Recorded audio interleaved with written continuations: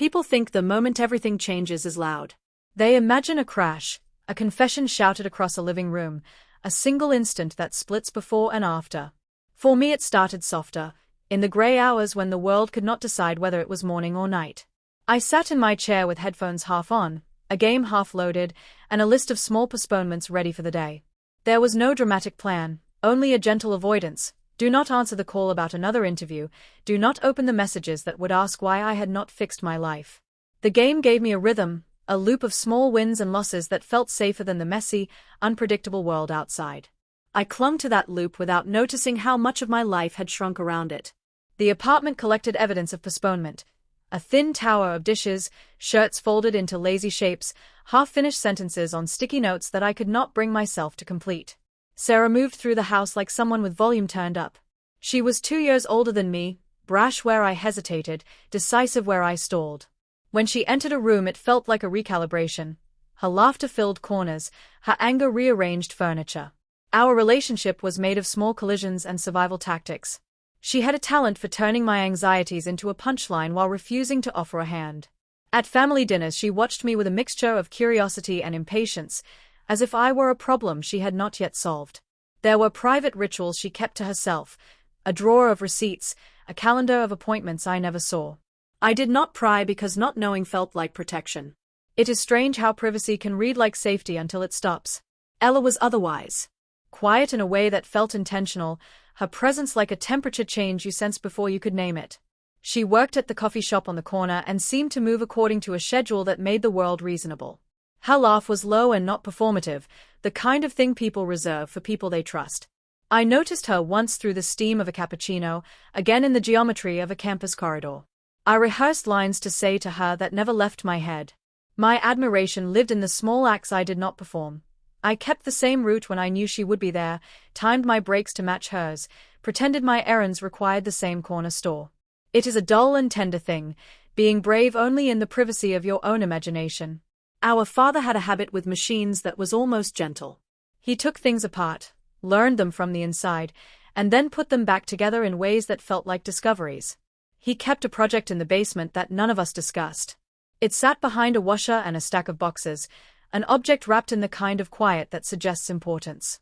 Family rules made the basement a border, do not go down unless you have a reason. We accepted that rule the way people accept an odd weather pattern and move on. The prototype was a rumor in the house, a set of parts and notes in a handwriting that made more questions than answers.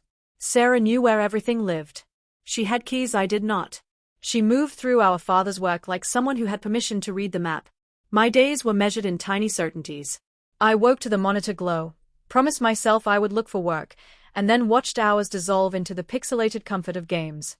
I had rituals that steadied me, a playlist that never changed, a method for cooking instant noodles that felt like craftsmanship.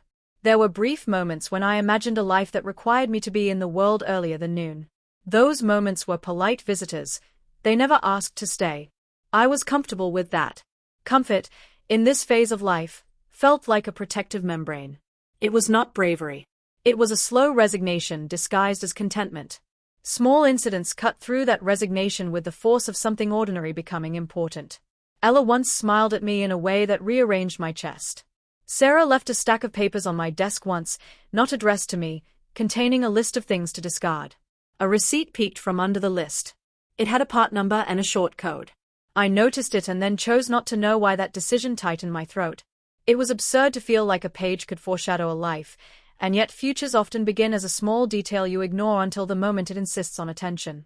At the table we practiced being adults. We traded logistics, made plans, pretended control. My father offered technical facts and withheld narratives. The unspoken rule was mutual omission. It kept the peace and kept the pieces from being arranged in a way that required explanations. Sarah and I occupied roles within that silence. She leaned forward, I retracted. She teased me about job prospects and I retreated into jokes that felt safe. Sibling patterns calcify into identity. You become the cautious one, the bold one, the mediator. They are comforting because they are predictable. I had grounding rituals for when the house felt like a draft you could not fix. On Wednesday nights I walked to the corner store and bought the same chips. Sundays meant sitting by a window with a book I could not concentrate on. The promises I made to myself lived as gestures rather than commitments. Change, I learned, required a muscle I had never exercised. It took more than intention to alter a life written in pencil. Courage, in my case, had thin edges, a message sent and not deleted, a meeting left early. Mostly I moved forward in small increments that felt safe. The basement smelled of cold concrete and oil. It was a place to store the things you did not trust the light to see: boxes of old notebooks, a broken lamp, our father's sketches. The prototype was there with technical notes that suggested more than a hobby. I walked past that corner so often I stopped seeing it. That omission matters. Not mapping something is how you miss the way it can change the map.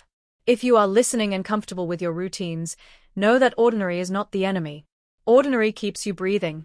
The problem is when ordinary becomes the whole of who you are. I had turned my life into a set of careful practices and called it stability. That calm can be a trap when what you are living in is a margin, not a foundation. What was building in my house was the kind of quiet pressure that arrives as a series of small, neglected things.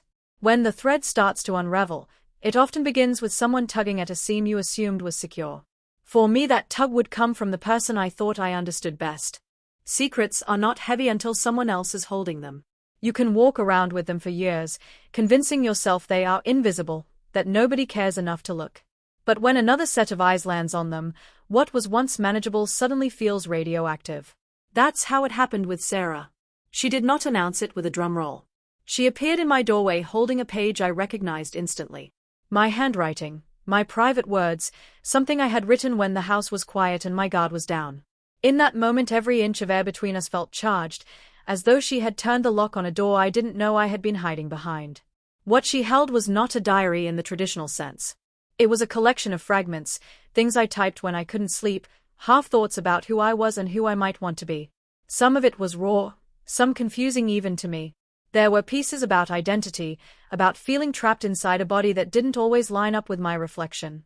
Nothing polished, nothing I would ever read aloud.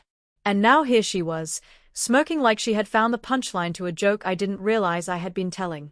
Have you ever seen someone discover your vulnerability and treat it like leverage instead of empathy? That's what it felt like. Sarah was not cruel for the sake of cruelty. She was strategic. She liked having pieces on the board that only she could move. So, she said, not as a question but as a verdict, you're going to help me. There was no preamble, no softening. She didn't even pretend this was about my well-being. It was about hers. That is the dangerous thing about secrets, they can be redefined as currency in someone else's economy. And if you're like me, prone to hesitation and fear of exposure, you suddenly realize how little bargaining power you actually have. I tried to reason with her. Tried to say those words were just thoughts, that they didn't mean anything concrete. But even as I said it, I could hear the hollowness. You can't unwrite what has been read. She knew that I feared judgment more than almost anything. The threat was not violence or punishment but disclosure. Imagine your most fragile version of yourself being announced to the people who know you least gently. Imagine the smirk on her face as she suggested what she could do with a single screenshot. That's the weapon she had, and she knew it. Her plan was reckless, even by her standards. She wanted to use the prototype in the basement, the machine our father had warned us never to touch. She didn't describe it as theft but as borrowing, the way someone insists a dangerous shortcut is just efficiency. I had walked past that machine countless times, always careful not to linger. It looked like a collection of wires and panels stitched together with equations that didn't belong in a household basement. Our father's notes were scattered like breadcrumbs across the workbench, diagrams with arrows pointing at impossible outcomes. To me it was untouchable, something you respect by avoiding. To Sarah it was a tool waiting for the right excuse. She framed it as an adventure, something she deserved after months of suffocating rules. Don't you ever want to do something that changes everything? She asked, her tone daring me to admit that I didn't. She wanted to take the car, to disappear for a night, to escape the orbit of our family by literally becoming someone else. Her plan was to swap bodies with me, to use my appearance as a shield while she ran her experiment in freedom. My role was not negotiable. It was forced compliance. And the cost of refusal was exposure. That's the kind of trap you don't see until you're already inside it. I remember the sensation in my chest as she explained it. Not just fear, but a spiraling mix of disbelief and betrayal. How could she treat my private self as a bargaining chip? But then I realized something darker. She believed I would cave. And she was right. People like me, people who live quietly in their own corners, are rarely prepared for someone who plays by different rules. That imbalance creates its own inevitability. If I resisted, she would escalate. If I complied, at least I could contain the damage. That was the twisted logic forming in my mind even as I wanted to scream. Have you ever calculated the cost of being revealed versus the cost of surrendering to something unthinkable? That math is not clean. On one side was the possibility of my secret becoming family gossip, whispers I would never outrun. On the other side was Sarah's reckless game with a machine that promised consequences we could not measure. And yet I leaned toward surrender, not because it was safer but because humiliation felt like the deeper wound. Identity is fragile like that. What people think of you can cut deeper than what actually happens to you. She was clever enough to know exactly how far to push. She dangled names, imagined conversations with Ella, even hinted at sending screenshots to friends. That was her nuclear option, and she let it sit between us like a loaded gun. Fear of exposure is one of the most powerful motivators in the world. It makes people run marathons they never trained for, move cities overnight, agree to conditions they swore they never would. It had me nodding before I even realized I had agreed. When I finally followed her into the basement, the air felt different. It was not just the chill of concrete but the weight of stepping into a place I had avoided for years. The machine stood there like a sleeping animal, cables trailing across the floor, lights faintly blinking as though it was breathing. Sarah moved with the confidence of someone who believed rules did not apply to her. She touched switches like they were hers, adjusted panels with practiced ease. I hovered, half in shadow, trying to imagine what line we had just crossed. You tell yourself you can still back out, but every step further makes retreat less believable. In that dim basement I realized something unsettling. The person holding your secret does not just control the narrative, they reshape your sense of self. Sarah's smirk told me she saw me differently now, not as her brother but as leverage, a resource to be used. And in her eyes that justified everything. The balance between us had tilted permanently. I was no longer simply Alex. I was the keeper of a secret she now owned. That shift was more terrifying than the machine itself. If you've ever been forced into a corner, you know the paradox. The walls feel closer, yet your mind races with 1,000 possible escapes. None of them feel realistic. I thought of telling our father, of ripping the page from her hands, of walking out the door and not returning.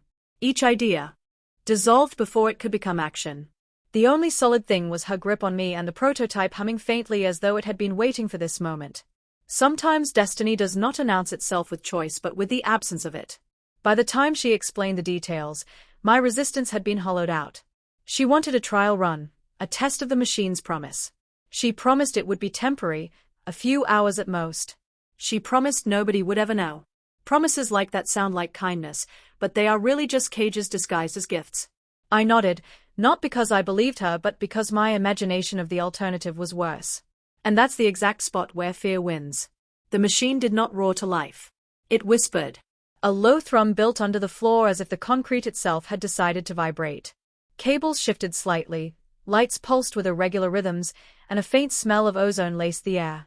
I stood with my hands clenched against my sides, unsure whether I was about to be electrocuted or remade. Sarah moved confidently, pulling levers and pressing keys on a control panel as if she had rehearsed this moment in secret. I wanted to ask her how she knew what to do, but my throat refused. Fear has a way of locking language in place. The hum deepened into a vibration I felt in my chest. It crawled up my ribcage, filled my head with static, and then spread outward until I could no longer tell whether it was external or internal. My skin tingled as though every hair follicle had been wired into the circuit. The lights in the basement flickered, shadows stretched unnaturally, and Sarah's grin widened. She shouted something, maybe reassurance, maybe mockery, but I couldn't separate the words from the rising distortion that bent the world out of shape. Have you ever been so aware of your body that it feels like you're meeting it for the first time? That was the threshold I crossed. The sensation wasn't pain, not exactly. It was pressure without weight, heat without fire. A rushing force seemed to pull me inside out, peeling layers of self I had assumed were permanent. My chest compressed, my limbs felt longer and then shorter, as if reality couldn't decide which blueprint to follow. I gasped, but the sound came back warped, higher in pitch, foreign to my own ears. It was like drowning in air, like listening to myself from another room. I tried to anchor my thoughts. My name is Alex, my body is mine, my life is mine. But the machine ignored language. It rewrote through sensation. My hips shifted beneath me, my balance tipped as though gravity had redefined its terms. The familiar weight distribution of my shoulders and torso collapsed into something narrower, lighter, and yet unnervingly unstable. My hands shrank in front of my eyes, knuckles delicate, fingers longer and slimmer than they had been seconds before. Every detail screamed both recognition and alienation. Then came the face. The subtle tightening of skin around my jaw, the strange pull at my cheeks, the hair spilling into my vision with a sudden heaviness that had never belonged to me. My voice broke into a cry, and what answered was not my voice at all but Sarah's. Hearing her panic in my tone, hearing myself echoed in the wrong register, fractured something in my mind. Identity is supposed to feel non-negotiable. In those seconds it felt like a fragile agreement someone else had decided to void. The machine's light reached a crescendo, flooding the basement in white brilliance, and then abruptly cut out. Silence pressed into my ears, and I staggered, catching my reflection in the metallic panel of the machine. Sarah's face stared back, wide-eyed, breathing hard, mouth open in disbelief. My own body, my old body, was a few feet away, shoulders rising and falling as Sarah flexed inside it. She laughed, and it was my laugh. That sound more than the reflection convinced me it was real. Nothing prepares you for the shock of seeing yourself animated by someone else. It dismantles the illusion of ownership over your own image. I stumbled toward her, toward the body that had once been mine, but she raised a hand with casual authority. "Careful," she said, my voice spilling from her lips, "you don't want to trip in those legs." The mockery stung deeper than it should have. She was savoring the contrast, me lost in her body, her steady in mine. The reversal wasn't just physical, it was power. I reached for the stairs, desperate to retreat, but she moved faster, blocking my path with my own shoulders. It was surreal, being physically barred from escape by the body I had once trusted. She leaned close, her grin sharp, and whispered, "You'll stay here until I'm done. No one will even know." Then she spun on her heel and headed for the stairs, her gait my gait, her posture my posture, leaving me disoriented by the mirror she had stolen. The door slammed, and I heard the click of a lock. My stomach dropped. I was trapped. Panic clawed up my throat. I rattled the handle, pulled at the frame, beat against the wood. Every sound echoed in a higher pitch, reminding me that my protests belonged to Sarah's body now. The hopelessness of confinement threatened to crush me. Imagine being imprisoned not just in a room but in a body that doesn't feel like yours. And then, just as despair peaked, the door shifted. A gentle tug, and it opened with ease. No lock at all. She had staged the imprisonment, planting panic in me for her own amusement. The realization hit with equal parts relief and humiliation. She had engineered my fear, tested how far it would go, and left me to wrestle with the echo of it. Sometimes the cage is not physical but psychological, and she had proven how quickly I could be broken.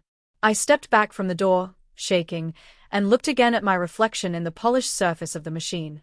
Sarah's eyes stared back, wide and uncertain, framed by hair that did not sit comfortably on my shoulders. I raised a hand to my face, and the reflection obeyed. The intimacy of that obedience unsettled me. Was I still Alex if the world saw only Sarah? Identity, I realized, is not just what you believe about yourself but what the mirror agrees to show you. And in that moment, the mirror sided with her. The water held me in a rhythm I couldn't control. Lying on the float, the sun painted my skin in a light I still didn't recognize as mine. Waves lapped softly, rocking me into a state that was almost calm until I remembered why I was here and in whose body I lived. Then Ella drifted closer, her float bumping against mine with the casual intimacy of someone who trusted the nearness. That single collision of plastic against plastic sent a shock through me. She leaned her head back, eyes half closed, and sighed in a way that made the whole pool seem quieter. It started as small talk, words shaped like weather and schedules. But her voice carried a weight I hadn't heard before, as though she was measuring whether she could trust the silence between us. "Can I tell you something?" she asked, and my heart stuttered because people never start like that unless it matters.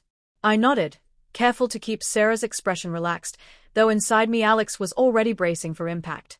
Ella hesitated, chewing lightly on her lip. Then she said my name, not Sarah's, mine. "Alex." She didn't know I was listening as Alex. She thought she was confiding in Sarah about me. And that irony carved through my chest. Imagine hearing the person you've wanted to be close to for months finally speak your name with tenderness, but you're trapped behind another face, unable to answer with your own voice. That is what it means to be imprisoned by reflection. She admitted she had noticed me long before I thought she had. That my awkward smiles at the coffee shop, the way I lingered too long with change in my hand, the stilted jokes I made under fluorescent lights, all of it had reached her. She said I seemed different, not in the flashy way some people try to stand out, but in the quiet way that makes you wonder what someone isn't saying. And then she laughed, soft and almost embarrassed, because she feared it sounded silly. I wanted to sit up, to shake her shoulders gently and say, "You don't understand, it's me." But I couldn't. Every part of my posture had to remain Sarah's. I bit down on words that would have broken everything. Instead, I listened, and listening became both salvation and torture. To be seen so clearly by someone you care for, while being denied the right to acknowledge it, is like being split in two. One half of you soars with the joy of recognition, the other drowns in the impossibility of responding. She told me she admired how I seemed thoughtful, how I looked like I was always paying attention to things others overlooked.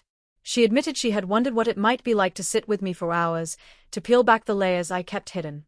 And then, with the kind of bravery that shakes even the listener, she confessed she liked me. Not hypothetically, not abstractly. She liked me. The pool seemed to tilt beneath me.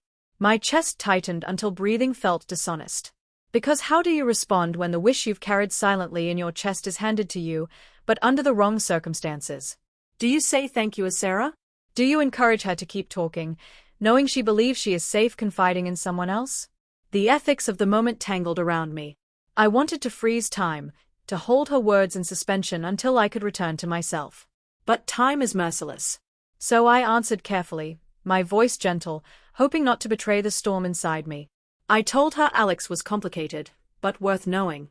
I said he cared more than he let on, that his silences weren't disinterest but caution. Each phrase was an attempt to speak for myself without revealing that I was doing so. Every word I placed in Sarah's mouth was really my own heart disguised as second-hand observation. And Ella listened, her eyes softening with every sentence, because she believed Sarah was offering her a window into me.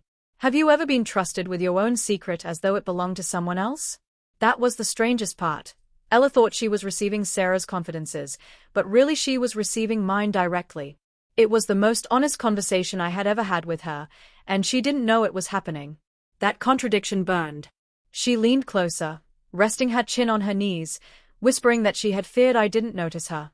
That she had stood behind counters and watched me fumble words, wondering if maybe I didn't care. Hearing that nearly broke me. Because I had cared. I had cared enough to stay silent, to avoid risk, to let opportunity pass like a train I convinced myself wasn't mine to board. And now here she was, confessing the exact ache I had carried, while I was unable to give her the reassurance she deserved in my own name. The sun lowered, turning the water gold. Around us others laughed, splashed, moved on with their lives, unaware that an entire world was being rewritten on two floats gently rocking side by side. Ella reached out, letting her fingers trail in the water, and said she hoped I would find the courage to talk to her someday. The words landed like both a promise and a punishment. I was talking to her, but invisibly, through Sarah's borrowed lips. Courage was right here, trapped in the wrong vessel. When she asked me what I thought of Alex, I swallowed hard and said, "He underestimates himself." It was the truest thing I could have offered. She nodded, thoughtful, as if filing it away for later. And I realized the cruelty of the situation. She would walk away from this moment believing Sarah had given her insight into me, when in fact I had given her myself in a form she couldn't recognize. The floats drifted apart slightly, and she smiled in a way that felt private, as if she was rehearsing the courage to act on her feelings. I watched her, my own emotions a knot of joy and grief. Joy because I was wanted. Grief because I couldn't claim it. There is a peculiar kind of heartbreak in having your dream answered in the wrong language. You understand the meaning but cannot carry it home. As the evening cooled, we returned to shore. Ella wrapped herself in a towel, glancing at me with a tenderness that deepened the wound. She believed she had shared a secret with Sarah. And Sarah, if she ever asked, would know nothing of it. The knowledge would vanish into me alone, leaving me with a burden that was also a gift. Because even if I could never claim it aloud, I knew now that I mattered to Ella in ways I had only imagined. Walking back, I realized that identity is not just what you say about yourself but the vessel through which you are allowed to say it. Trapped in Sarah's form, I had finally heard the words I needed most, and they arrived as both miracle and curse. That paradox carved itself into me, shaping the path ahead. And though it broke something essential, it also lit a fire I could not extinguish. The night was heavier than usual, as though the air itself wanted to press me into acknowledging the truth I had been avoiding. Alone in Sarah's room, I found myself standing in front of her mirror with the kind of hesitation that felt like trespassing. The house was silent, no footsteps above, no whispers from behind doors, only my own breathing as proof that the world still existed. I should have been planning how to reverse this, rehearsing explanations or strategies for survival. Instead, I stared at the reflection that wasn't mine and felt something far more complicated than fear. The glass showed a stranger who responded to my every move. When I tilted my head, she tilted hers. When I raised a hand to my face, her fingers traced the outline of a jawline softer and sharper than my own had ever been. For years I had glanced at mirrors with indifference, sometimes with disappointment, rarely with curiosity. Now the mirror was magnetic. I could not look away. And that fascination carried with it a guilt that made me tremble. Was it wrong to marvel at the body I had sworn to escape? Was it betrayal to feel wonder when everything about this situation was supposed to terrify me? I experimented in small increments. A raised eyebrow, a practiced smile, a frown that seemed too delicate to belong to me. Each expression felt like a line drawn on wet paint, temporary but revealing. I tried to recreate Sarah's confident posture, lifting my chin and softening my gaze. At first the mimicry was clumsy, like acting in a role I had not rehearsed. But slowly the reflections seemed to cooperate, as though the body itself wanted to teach me how it wished to be carried. That subtle shift unsettled me. If a body could instruct its occupant, what did that mean about who was really in control? The drawer of makeup sat nearby, half open, its contents scattered from Sarah's earlier rush. My hand hovered above it before daring to pick up a brush. The bristles felt fragile against my skin, tickling in a way that made me giggle silently. A sound foreign in this voice. I applied a stroke of color across the eyelid and blinked, startled by how much difference a single touch of pigment could make.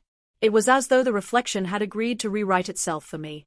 With every attempt, however uneven, I felt a dangerous thrill, the taboo of enjoying what was supposed to be a prison.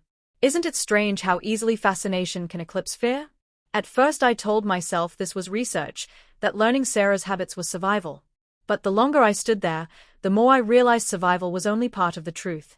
The other part was desire, not sexual at first, but the raw desire to understand, to inhabit fully, to see what might be possible if I stopped resisting. I adjusted the neckline of a shirt, let hair tumble across one shoulder, and for the first time felt an odd pride in how the reflection looked back at me. Pride frightened me more than panic ever had. Questions began to unfurl inside me like vines. Had I always envied Sarah's presence without admitting it? Had I wanted to know what it felt like to walk into a room and have people notice without effort? And deeper still, had I, in some quiet recess of my mind, wished to try on another gender, another shape of self, even if only temporarily? These were questions I had buried for years, hidden under routines and excuses. Now the mirror was unearthing them ruthlessly. I whispered my own name just to test how it sounded in this body. Alex. The voice that came back did not match the syllables. It was softer, curved, resonant in places my old voice had never reached. Saying my name like that felt like mislabeling a photograph. I tried again, slower, and this time the sound seemed to blend with the reflection until I wondered which was true, the voice I remembered or the one I now produced. Identity, I realized, is not carved into stone. It is performed, and performance can feel real enough to become truth. Hours slipped by unnoticed. Each small act of exploration created both clarity and confusion. I experimented with walking, pacing the room with one hand on the wall, adjusting the sway of hips, the angle of feet. Balance shifted differently, muscles responding in patterns I had never practiced. Sometimes I laughed at the absurdity, other times I felt tears threatening because I knew too well the risk of enjoying it. Enjoyment made it harder to imagine giving it back. Desire crept in more boldly when I touched my hair, gathering strands and twisting them, or when I traced the line of my collarbone in the mirror. I felt trapped and liberated in the same moment, a paradox that left me dizzy. Was I a prisoner of Sarah's theft, or was I a trespasser in my own secret longing? The ambiguity itself became intoxicating. It was a taste of something I had been too afraid to name, and now naming it felt dangerous because once admitted, it could not be forgotten. I thought of Ella, of her confessions earlier, and the ache doubled. She had offered her feelings to me without knowing it, and here I was practicing smiles in another face, rehearsing a role that kept me hidden from her. Yet a cruel part of me wondered if she would like this version more, if she would find me easier to approach in the skin, if the softness of this voice and the shape of these expressions matched what she had hoped for. The thought filled me with both shame and longing. The mirror refused to provide answers. It only gave back questions in visual form. I leaned close, so close that my breath fogged the glass, and I asked silently, "Who are you?" The reflection blinked, innocent and complicit at once. That was the moment I understood the mask was not just disguise. A mask can also be revelation. Sometimes you need the distance of another face to recognize pieces of yourself you had been ignoring all along. When I finally pulled away, exhausted and shaken, the room felt different. The clothes scattered on the floor looked less like costumes and more like possibilities. The makeup wipes on the sink were not erasers but evidence. I crawled into bed with Sarah's hair falling across my cheek and closed my eyes knowing I was not the same person who had entered that room. Something had shifted. Maybe only slightly, maybe in ways I would deny in daylight. But the shift was undeniable. Lying there, I realized imprisonment is not always a cell with locked bars. Sometimes it is the mirror that shows you a freedom you're not ready to claim. And the cruelest part of all is how beautiful that freedom looks when it's just out of reach. The house was silent when I returned, but silence no longer comforted me. It pressed in on me like a demand, as though every wall was waiting for me to explain myself. I slipped into Sarah's room, pulling her door shut gently, and leaned against it with a breath I didn't realize I had been holding. My body still hummed from the day, the sun on skin that wasn't mine, the laughter that had surrounded me, the fragile confessions that Ella had entrusted to what she thought was someone else. I should have collapsed into exhaustion, but adrenaline kept me awake. My reflection lingered in every surface, reminding me with each glance that the masquerade hadn't ended with the sunset. I sat on her bed scrolling through her phone, the device that now felt like both shield and weapon. Notifications glowed with conversations I wasn't part of, threads I didn't understand. Friends texted her with jokes, comments about the party, casual questions that assumed she was reading them. I typed short replies, cautious, generic, careful to avoid words that might expose me. Every response felt like walking a tightrope. Pretend too little and they'd notice. Pretend too much and they'd know. Then her screen lit up with a name that made my stomach drop. Ella. The preview of her message was only 2 words. Do again? I opened it slowly, as though the act itself might change what was written. The full text read, "Let's do it again tomorrow. Just us this time." My hands shook so badly I nearly dropped the phone. Panic and joy collided in me like a head-on crash. Part of me wanted to scream with happiness. Ella wanted to see me again, wanted to spend time, wanted intimacy that went beyond a crowded pool and stolen words. And yet, none of it was for me. Not for Alex. It was for Sarah, the mask I wore. That realization tightened around my ribs until breathing became an effort. How could I possibly go through with another day of this without breaking apart? Questions flooded faster than I could contain them. Where was Sarah? Why hadn't she come back yet? Had she abandoned me in this form on purpose, or was she still testing how long I could survive? Each possibility twisted the knife deeper. If she had left deliberately, it meant she intended to use me like this indefinitely. If she had simply gotten lost in her own schemes, then the uncertainty of her return became a threat of its own. I was suspended in a waiting game where every outcome required me to keep playing her role convincingly. I typed a reply to Ella and deleted it 3 times before sending anything. My first instinct was to say no, to create distance, to protect myself from the disaster waiting if I continued the charade. But fear won. Fear of disappointing her, fear of raising suspicion, fear of losing the closeness I had craved for so long. In the end, I typed a simple sure. 1 word. Neutral enough to sound like Sarah, safe enough to buy me time. The moment it sent, I regretted it. Agreement had become a contract I wasn't ready to fulfill. Sleep was impossible. I lay in Sarah's bed staring at the ceiling, my mind replaying Ella's confession, the softness of her voice when she said my name, the warmth of her smile when I gave her insight into myself under disguise. I should have felt grateful, even exhilarated. Instead, dread coiled in my stomach. Tomorrow loomed not as opportunity but as exposure. If I slipped, even once, the entire fragile scaffolding would collapse. Ella would know, Sarah would win, and I would lose the only person who had ever truly seen me. Morning came too soon, dragging me into a body that still felt alien and yet disturbingly natural after days of practice. I moved with a rhythm that wasn't mine but no longer felt entirely foreign. That in itself terrified me. How quickly does performance become habit? How long before a mask shapes the face beneath it? I dressed in Sarah's clothes again, adjusted the fabric against curves that shouldn't have belonged to me, and caught my reflection. For the first time, I couldn't tell whether I looked like Sarah pretending or Alex becoming. The phone buzzed with another message from Ella. Meet me at the cafe around noon. I stared at it, the cursor blinking as if daring me to answer. Noon. That gave me hours to prepare, hours to rehearse the role, hours to debate whether to run or comply. But the truth was I had no real choice. To refuse would draw suspicion. To accept meant stepping deeper into the labyrinth I already feared I'd never escape. Sometimes survival looks like compliance, even when compliance sharpens the knife against your own throat. I thought about telling Ella everything. Fantasized about sitting across from her, leaning forward, whispering the impossible truth, that the boy she had confessed to yesterday was sitting right in front of her, hidden beneath a disguise neither of us chose. I imagined the look on her face, a mixture of disbelief, betrayal, maybe wonder. But even in my fantasy, I saw her pulling back, saw the bridge between us collapse under the weight of absurdity. The risk was too high. Confession might offer freedom, but it also promised ruin. So I rehearsed. In the mirror I practiced smiles that looked casual, laughter that didn't tremble, expressions that suggested Sarah's confidence rather than my own anxiety. Every rehearsal felt like both armor and erosion. I was protecting myself while losing something essential, as though each borrowed gesture carved away another piece of Alex. The cost of survival was becoming harder to ignore. By mid-morning, the silence of the house turned unbearable. Every creak of the floorboards upstairs made me hope Sarah had returned, only to crush me with disappointment when the sound resolved into nothing. My phone stayed empty except for Ella's messages, while the absence of Sarah's name on the screen grew louder than any notification. The longer she stayed gone, the clearer it became that I was alone in this. She had left me with her world, her friends, her risks, and now Ella. And if she didn't come back soon, I would have to keep walking deeper into her life until mine disappeared entirely. The weight of that realization was suffocating.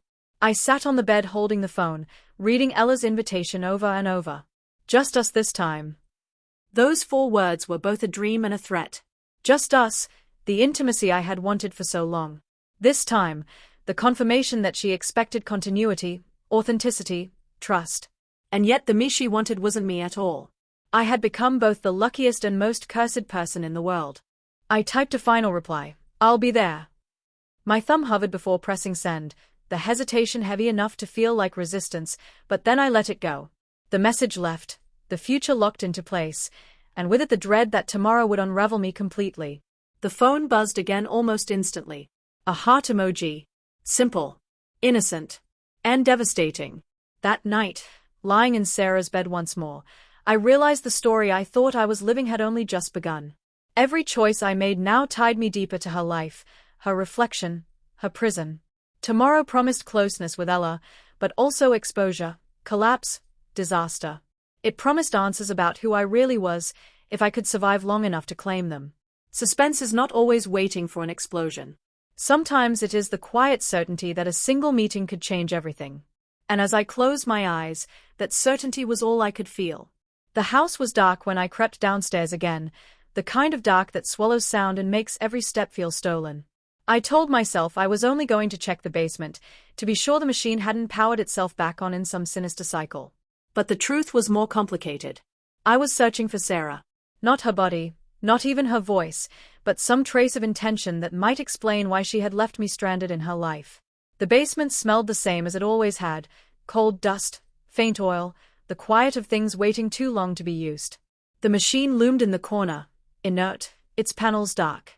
For a moment I convinced myself it had been a hallucination, a fever dream born of stress.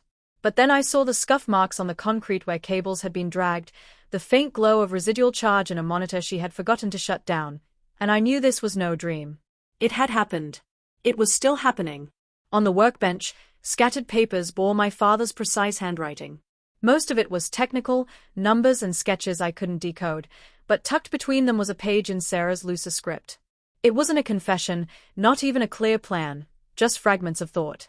Test range, identity retention, Reno scrawled in the margins. Reno, the city she had threatened to escape to. She had written it as though it were not fantasy but destination. And beneath it, half-scribbled, was my name. Alex. Not with malice, not with affection, but simply inserted into her notes as though I were part of the experiment. Seeing my own identity reduced to a variable in her project chilled me more than the cold air. I opened one of the drawers and found a prepaid phone. Its screen lit with a single unread message. No contact name, just a number. The message said, "Prototype confirmed. Delivery soon." My breath caught. This wasn't only about Sarah's rebellion or my humiliation. Someone else knew. Someone outside this house was waiting.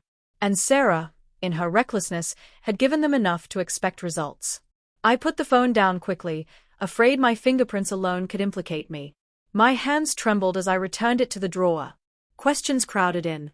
Who was on the other end of that message? What had Sarah promised? And what would happen if they realized I wasn't the one running the show? Suspense is often born not from the danger you see but from the threads you cannot yet follow. In that moment, the threads seemed endless. Climbing back upstairs, I caught my reflection in the hallway mirror. Sarah's face, her hair disheveled, her eyes wide. I whispered her name, half in anger, half in plea. Where had she gone? What was she chasing that mattered more than our lives, our family, even her own body? I wanted to believe she would come back before Ella and I met tomorrow, that she would reclaim her role and release me from this prison. But the evidence in the basement suggested otherwise. She had no intention of a quick return. My phone buzzed just then, startling me into near panic. I hoped irrationally it was Sarah, finally ready to explain. But when I looked, it wasn't her. It was Ella again, a simple goodnight message followed by a heart. My throat tightened. I had never been more wanted and more trapped in the same breath. The mirror across the hall glowed faintly with my borrowed image, and I realized how fragile tomorrow would be. That night, lying awake in Sarah's bed, I replayed the message on the prepaid phone in my mind. Delivery soon. Delivery of what? Data, proof, maybe even a person? My sister was playing a game with forces I couldn't see, and she had positioned me as both pawn and witness. Every second she remained absent increased the likelihood that I would be forced to continue the charade, deepening the deception with Ella, entangling myself in whatever deal Sarah had set in motion. I closed my eyes, but sleep resisted. Tomorrow loomed with two threats braided together, Ella's trust and Sarah's betrayal. And beneath both pulsed the greater danger of whoever waited on the other side of that anonymous message. Stories rarely end with a clean resolution. More often, they fracture into new beginnings disguised as cliff edges. And as dawn crept toward the window, I understood I was standing on one. The only question that remained was how far the fall would be.